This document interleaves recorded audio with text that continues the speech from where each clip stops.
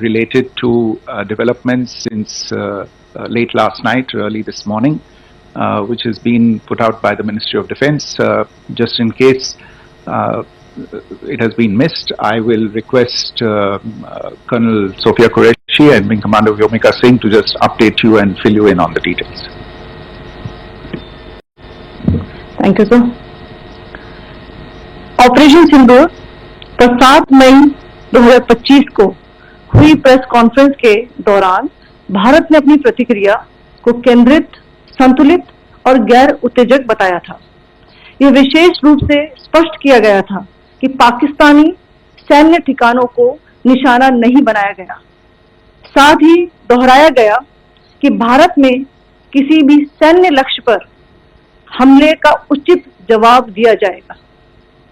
7 से 8 मई 2025 की रात को पाकिस्तान ने उत्तरी और पश्चिमी भारत में स्थित कई सैन्य ठिकानों को, जैसे कि अवंतीपुरा, श्रीनगर, जम्मू, पठानकोट, अमृतसर, कपूरथला, जालंधर, लुधियाना, आदमपुर, भटिंडा, चंडीगढ़, नाल, फलौदी, उत्तरलाई और भुज पर ड्रोन और मिसाइलों से हमला करने का प्रयास किया। इन हमलों को इंटीग्रेटेड काउंटर यूएस ग्रिड और वायु रक्षा प्रणालियों द्वारा निष्क्रिय कर दिया गया। इन हमलों का मलबा कई स्थानों से बरामद हुआ, जो कि पाकिस्तानी हमलों का प्रमाण है। On the night of 7 May 2025, Pakistan attempted to engage a number of military targets in northern and western India using drones and missiles. These places included Avantipura, Srinagar, Jammu, Pathankot, Amritsar, Kapurthala, Nal, Jalandhar, Ludhiana, Adampur, Bhatinda, Chandigarh, Falodi, Uttarlai and Bhuj.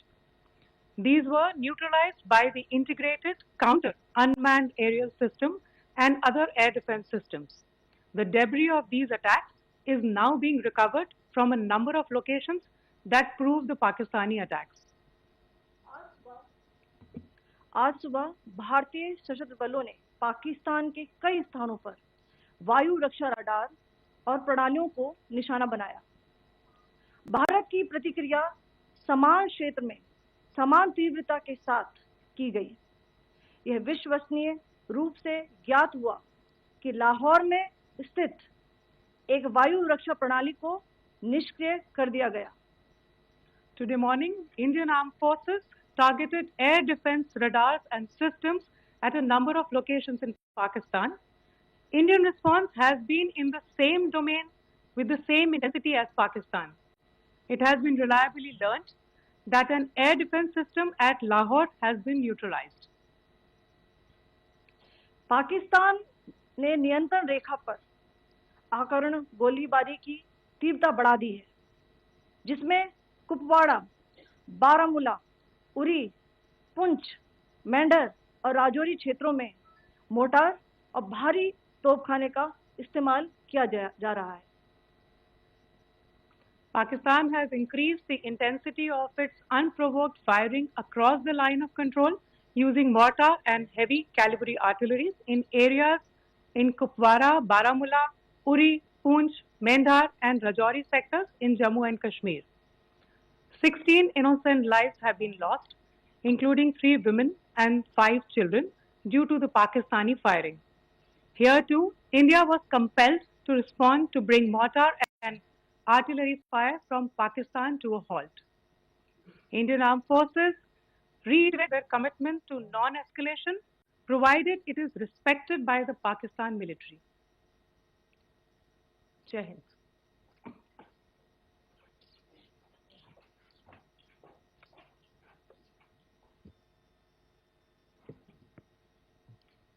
Thank you. Friends, this is, as I said, further to the briefing, that some of the updates that have been just provided by Colonel Qureshi and Wing Commander Singh.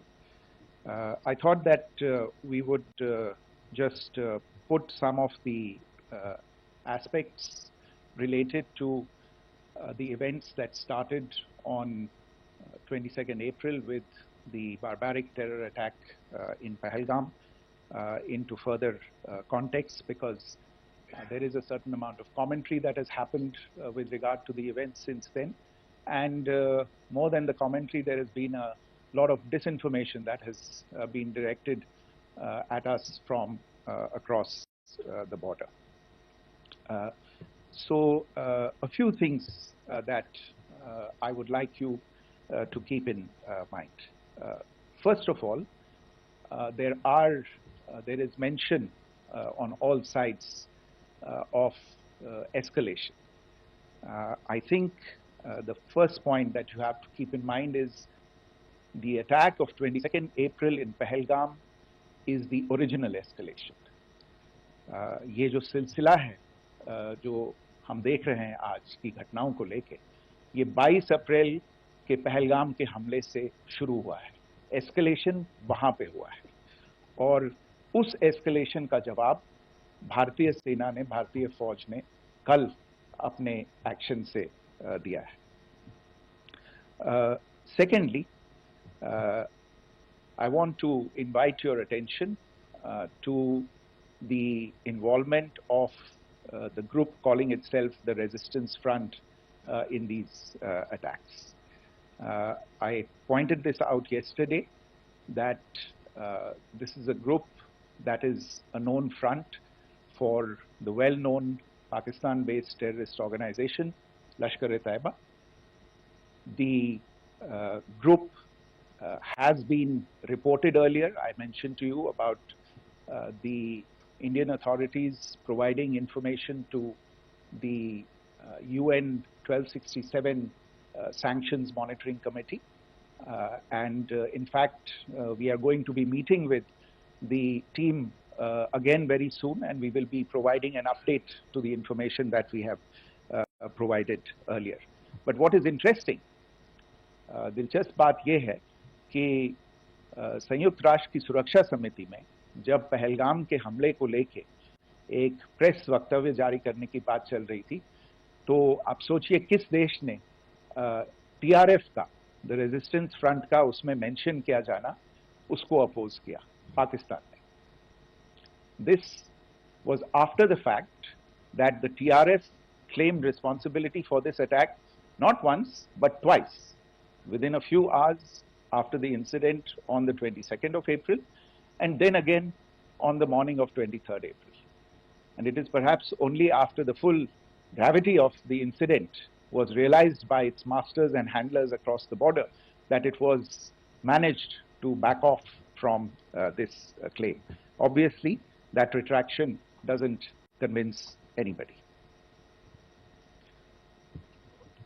तीसरी चीज जो मैं आपसे कहना चाह रहा था, और कर्नल कुरैशी और विंग कमांडर सिंह ने कल भी बड़े स्पष्ट शब्दों में और आज भी आपसे ये बात साझा की है. जो भारतीय रिस्पॉन्स है वो नॉन एस्केलेटरी है, प्रिसाइज है, सटीक है, मेजर्ड है और कंसिडर्ड है.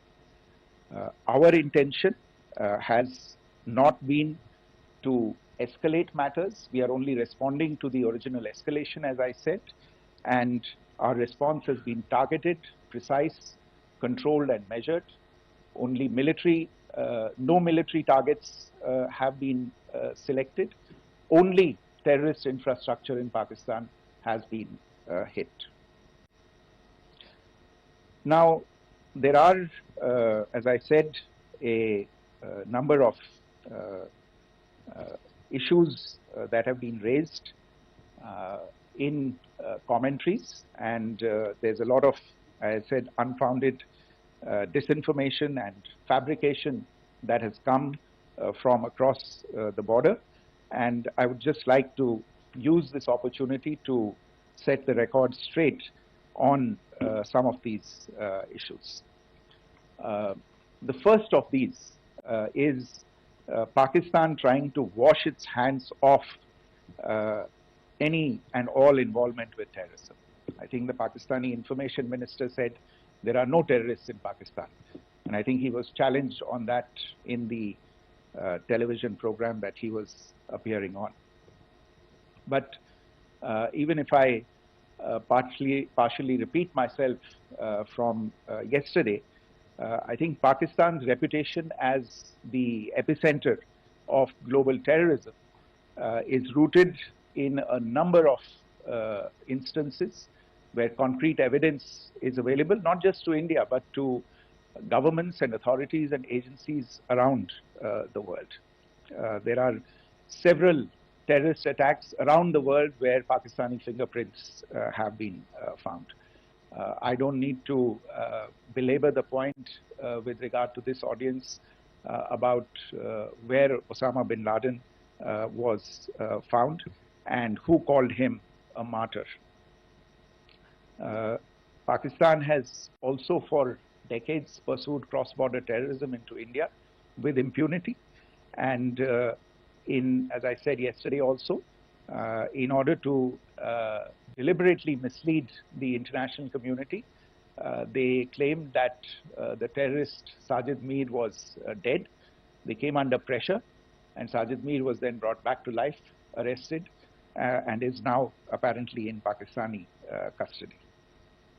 Pakistan is also home to a very large number of UN proscribed as well as UN proscribed terrorists, as well as terrorists proscribed by a number of other governments in the world, including, of course, the Lashkar-e-Taiba and the Jaish-e-Mohammed, as well as their leaders, Masood Azhar and Hafiz Mohammed Saeed. आपने देखा होगा हाल ही में पिछले ही कुछ दिनों में पाकिस्तान के रक्षा मंत्री और उनके पूर्व विदेश मंत्री दोनों ने इस बात को माना है कि पाकिस्तान का ऐसे ग्रुप्स के साथ जो रिश्ता है वो क्या रहा है. Both the defense minister and the former foreign minister of Pakistan, I think they've done a more eloquent job of this than I could ever do in terms of describing their country's implication in international terrorism and their involvement in housing these kinds of groups. दूसरा जो विषय है वो है पाकिस्तान का जो एक दावा है कि एक इंटरनेशनल impartial investigation होना चाहिए, एक joint investigative committee होनी चाहिए. These calls for jointly investigating this heinous and barbaric attack in Pahalgam. Again, I think you know the history well on this. You know the track record well, and it is not a bright track record insofar as Pakistan is concerned.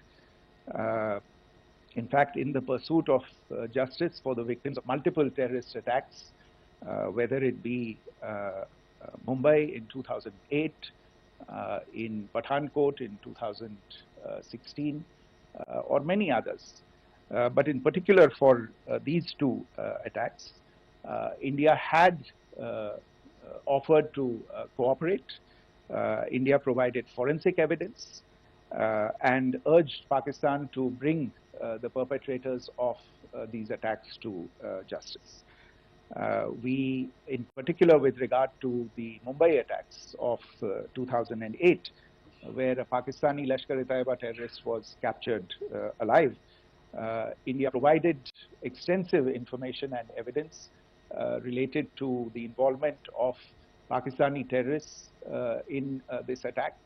Cases were registered, but you are all aware that these cases have not progressed despite the formation of judicial teams, etc. And Pakistan has consistently stonewalled all efforts to move the investigation along. In fact, with regard to the Pathankot attack as well, a joint investigative team was formed. We gave access, unprecedented access, I should say, to Pakistani team to the site of the attack. Details of call records data and DNA, etc. were shared with Pakistan. We had shared with them details related that we had been able to access to the addresses of terrorists. We presented evidence against the office bearers of Jaish-e-Mohammed who had conspired in the attack, and the handlers of the terrorists who facilitated them and guided them in. But there has been no movement on this.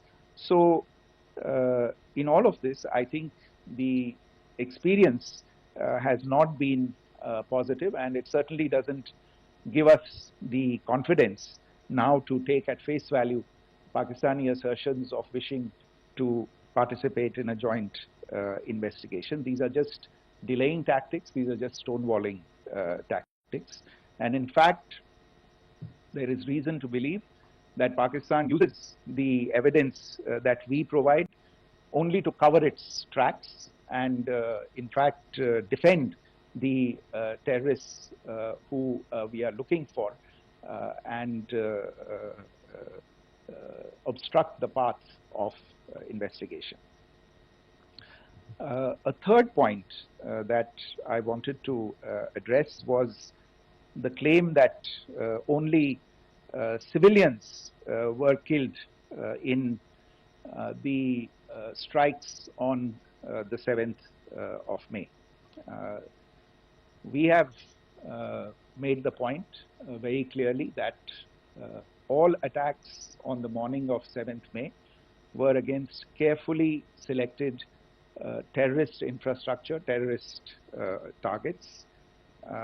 It is not clear to us, in fact, seeing some of the coverage of the after effects of these strikes, including the funerals for the terrorists that were held yesterday. I think a lot of you have seen the reports and the coverage on media. If only civilians, if any civilians were killed in these attacks, I wonder what message this picture actually sends to all of you. This is a question that is worth asking.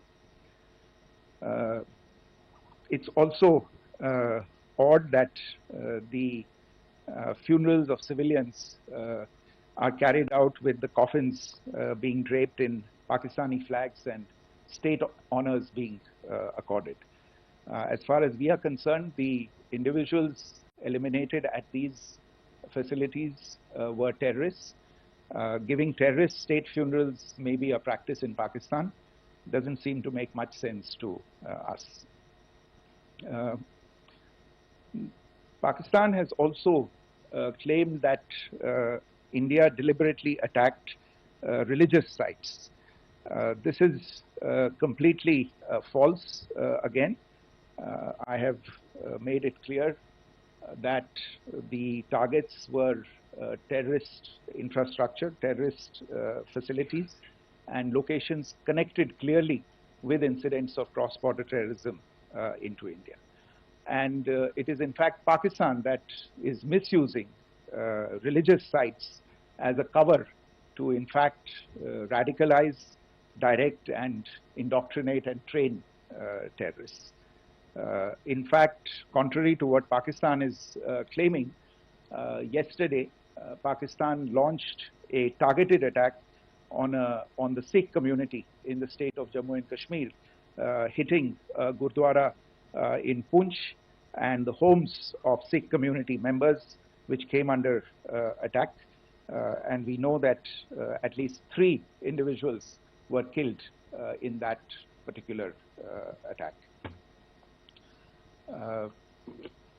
Pakistan is also making attempts to, in fact, just to add to this point, the retaliatory action that Pakistan has taken, in fact, is impacting civilians. I showed you the picture of the Gurdwara and the Sikh community members who were killed in this. There are other civilians also who've been killed and injured in these attacks. In fact, since yesterday morning, A total of 16 civilians have been killed and 59 others have been injured in the attacks by Pakistan. Not only this, Pakistan is also making attempts as part of its disinformation campaign to paint our action with regard to cross-border terrorism through the communal angle. If that is the issue, then I think I can do no better than to cite or point you in the direction of the Pakistan Army Chief's speech of 16 April 2025. I think that is the last word in communal rhetoric. And in the Pahalgam attack itself, you are aware of the kind of religious profiling that was done there, and perhaps there is a linkage between these two events. I can only say that these nefarious designs will not be allowed to succeed in India. And it is to be noted that people from all faiths, all religions, all regions in India have unequivocally, not just in India but around the world, have condemned these attacks. The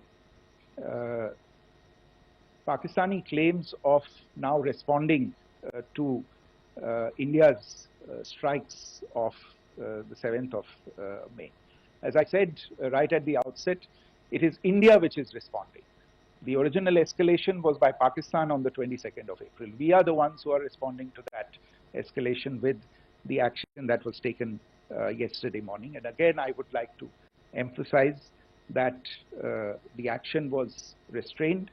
It was directed towards non-civilian, non-military targets and confined to terrorist camps. And again, as we have been saying since yesterday, any further action by Pakistan, some of which we are seeing today, is nothing but escalation by Pakistan now once again, and will be responded to and is being responded to appropriately. One point that I wanted to also address was the allegations to the targeting of a dam, the Neelam Jhelum project in Pakistan-occupied Kashmir. I want to say that this is an absolute and complete fabrication and a blatant lie. India has targeted only and only terrorist infrastructure, and the details of that terrorist infrastructure, together with the locations, were shared with you yesterday by Colonel Qureshi and Wing Commander Singh. I should note that if this kind of a claim is a pretext for targeting Indian infrastructure of a similar nature, Pakistan will be entirely responsible for the consequences that will undoubtedly follow. Finally, I want to address some issues that have been raised related to the Indus Waters Treaty and the disinformation that has been raised in regard to that as well. The fact is that there have been fundamental changes in the circumstances in which the Indus Waters Treaty was concluded, and they call for a reassessment of the obligations under the treaty.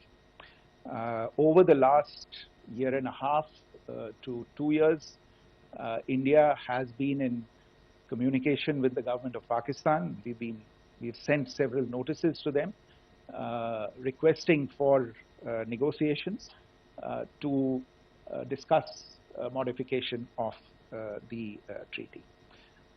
India has for 6+ decades now honored the treaty, even during periods when Pakistan imposed multiple wars on us, and even when relations were adversarial. Pakistan is the one that has been acting in violation of the treaty, deliberately creating legal roadblocks in India exercising its legitimate rights on the Western rivers. Any projects that India sought to build on the eastern rivers, and even on the western rivers, which we are allowed to by the treaty, were always challenged by Pakistan, thereby hampering our rights to utilize our legitimate waters under the treaty.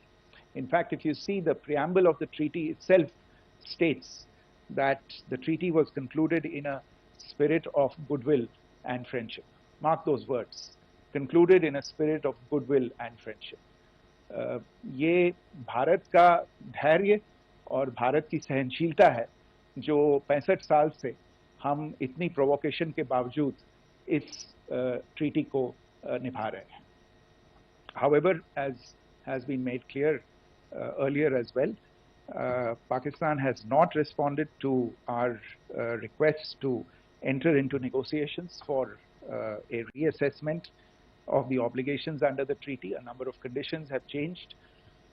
This is a treaty that was based on the engineering techniques of the 50s and the 60s. We are living through the first quarter of the 21st century. Technological changes and technological advancements have to be taken into account. There are demographic changes. There are climate changes that have taken place. There is the imperative of clean energy. And of course, the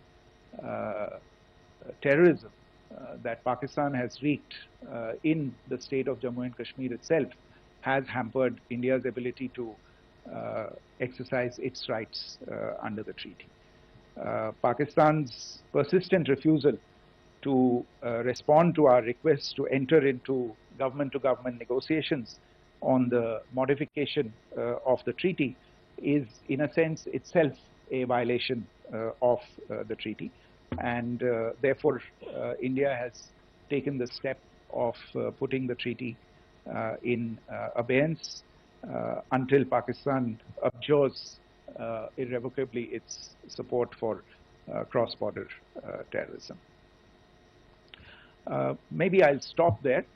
I mentioned earlier yesterday as well that this is an evolving situation. I would therefore ask all of you to be considerate and restrained. It will not be possible for us or my colleagues from the armed forces to share operational details at this point in time.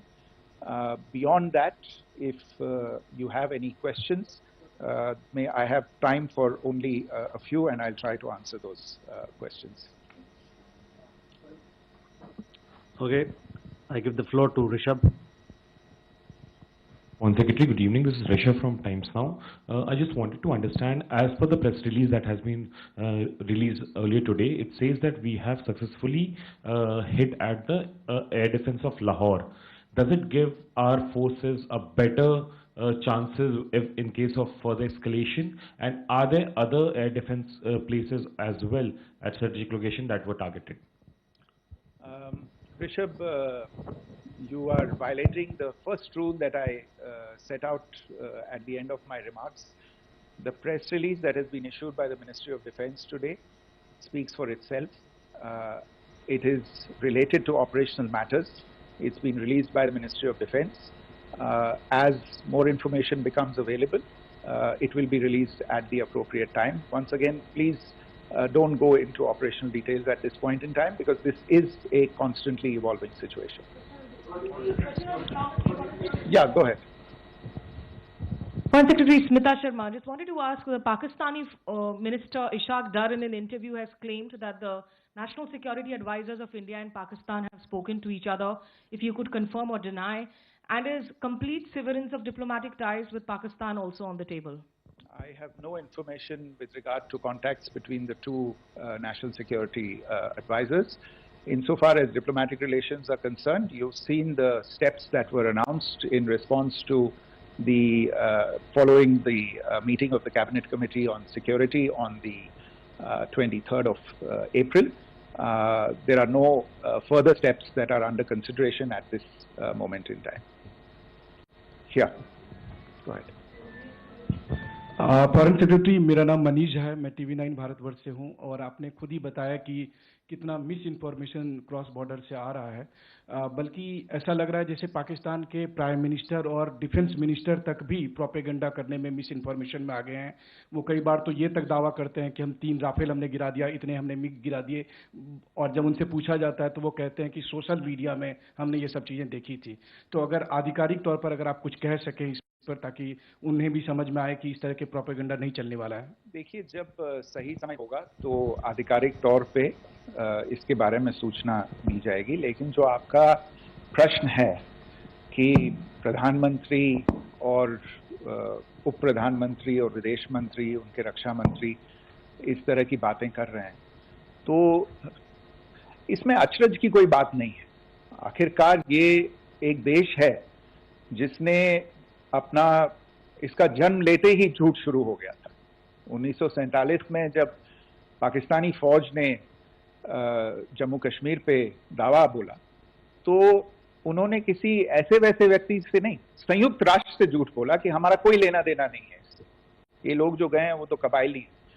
वो तो जब हमारी फौज वहां पे पहुंची और UN के लोग, संयुक्त राष्ट्र के लोग खुद वहां पे पहुंचे, उन्होंने देखा कि वहां तो पाकिस्तानी फौज घुसपैठ करके आ गई है, उसके बाद पाकिस्तान को मुंह की देखनी पड़ी और उनको मानना पड़ा कि हाँ, उनकी फौज वहां पे कुछ समय से पड़ी हुई है। तो ये जो यात्रा है एक तरह से 75 साल पहले शुरू हो चुकी है। तो I am not surprised that this kind of disinformation is being indulged in. Yeah, Siddhant. So Siddhant from Beyond. Sir, we have seen a lot of negative comments coming from the Pakistani military of escalation. If tomorrow there is an escalation, there are strikes, we know one attempt has been thwarted, what will be the Indian response to those attempts of creating more escalation? Because it is looking like it's going towards more escalation. And my second question is, are any other world powers, essentially the P5 countries, the West Asian countries, reaching out to de-escalate the current situation? Look, on escalation, we've already made our stance clear. I mean, there are 2 basic points. First of all, it is Pakistan that escalated on the 22nd of April. We are only responding to that escalation. And then what we have said yesterday and what my colleagues have said today, that now if there is an attempt at further escalation by Pakistan, it will be responded to in an appropriate domain. And therefore, the choice is entirely that of Pakistan to make. As to your second question, I don't think I can do better than to point you in the direction of the statements that are being made from practically every chancellery in the world and the sentiment that they are carrying. That sentiment essentially, and for the major portion, is support for the government of India in the context of the condemnation of the terrorist attack in Pahalgam on the 22nd of April. There is wide recognition of the government of India's right to respond to these attacks in self-defense, and of course a desire to ensure that there is not further escalation. I think these statements speak for themselves. Yeah. Sir, this is Mausami from India Today. Now, in the all-party meeting, we have learned that the defense minister has said that, you know, in the Operation Sindoor, almost 100 terrorists were killed. Would we have any details about what is the number like, and also about if there were any big faces, masterminds, terrorist masterminds who were in fact killed? There is also a report that Masood Azhar's family's 10 members have been killed, and Rauf Asgar, who was actually the mastermind of Pulwama, he's also been badly, severely injured. I don't have information at this point in time to share with you on these issues, but as I said, I think you know, there is so much information out there on television, in the news media, in social media, that it sometimes looks like a long time has passed since this. Please understand that slightly over 36 hours only have passed since this operation was undertaken. Let us have some patience. Information will come out and will be shared in due time. Shruti. Thank you, Foreign Secretary. Shruti Ranjan from Bloomberg. Sir, could you give us any understanding whether India has moved the IMF or the World Bank to kind of, sensitize them about the the bailout that Pakistan has, and the kind of stuff that the Pakistan government is doing?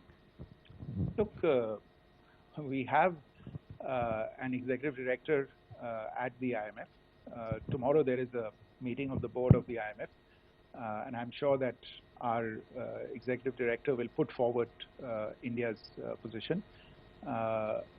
The decisions of the board are a different matter.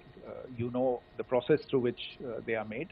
But I think the case with regard to Pakistan should be self-evident to those people who generally to bail out this country. And Bloomberg, I think you would have the data on how many IMF bailout programs have been, very good, thank you, have been sanctioned in the space of the last 3 decades. And I think you would also have an idea of how many of those programs have actually reached successful conclusion. Probably not many. So I think this is a decision that board members have to take by looking deep within themselves and looking at the facts. So we can, one last question, sir. Sure. One last question. Foreign Secretary, I'm Siddhant from CNN News 18. I would like to know, since it's an opportunity to speak to you, I would like to know the response coming from United States since last 3 weeks. Saudi Arabia, Qatar.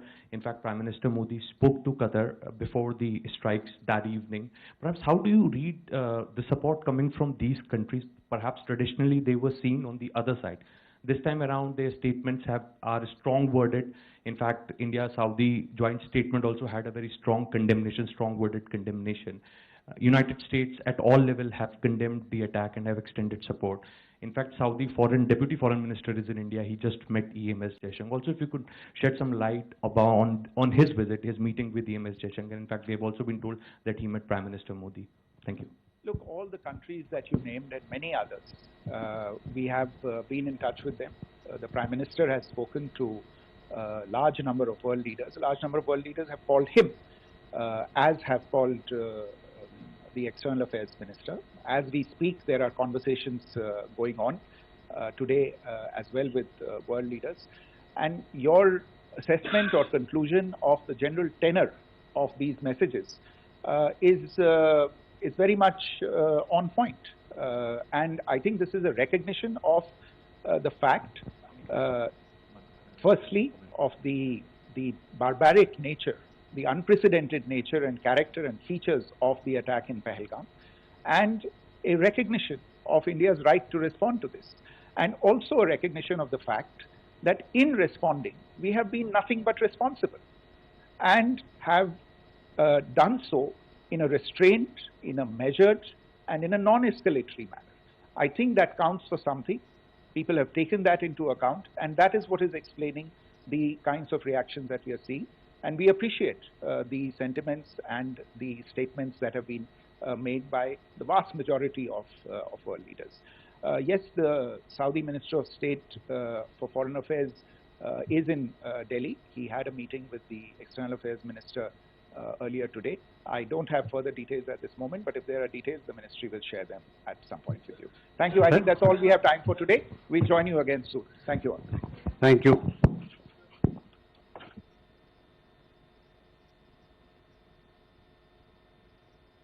प्रश्न